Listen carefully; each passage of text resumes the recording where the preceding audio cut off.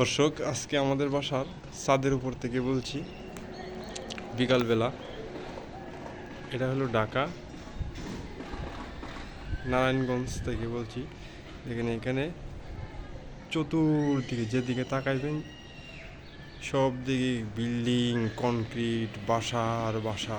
এই এত এত বাসা, বাসার কোনো অভাব নেই। ঢাকার ভিতরে তো সবুজ জাতীয় কিছু পাবেনই না।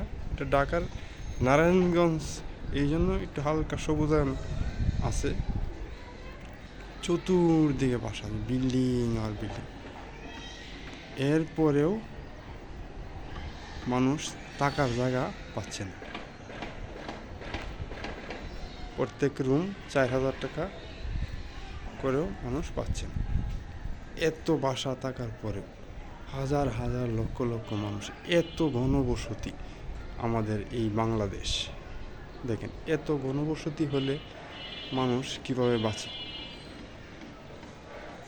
বিভিন্ন রোগ জীবাণু আক্রান্ত হয়ে যাচ্ছে মানুষ। খাদ্যে ভেজাল, বিভিন্ন কর্মস্থলে ভেজাল, বাসা বাড়িতে ভেজাল। পরে মাঝে মাঝে বিদ্যুৎ থাকে না, গরম, প্রচণ্ড গরম। এরপরে নাই সবুজ গাছপালা, নাই, সব খালি কনক্রিট আর কনক্রিট। দেখেন, এত এত বাসা।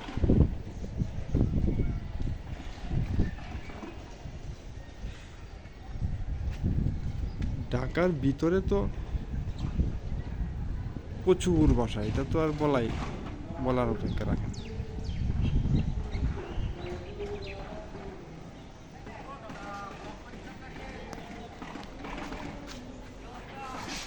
বলো।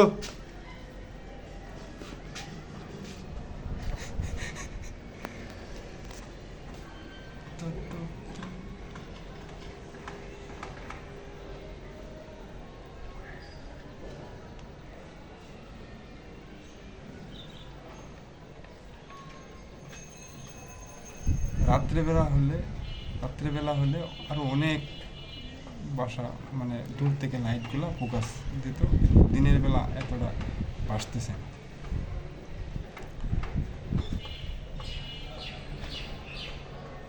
প্রচুর বাসা।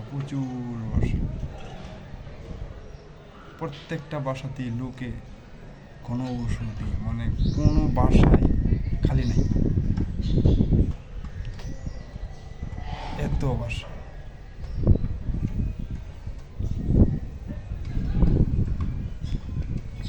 একজনের পাশের বিল্ডিং থেকে বলতেছে যে, দাদা ব্লগ করতেছেন নাকি, মানে ভিডিও করতেছে। এটা দেখে উনি বুঝতেছে যে আমি ভিডিও করতেছি।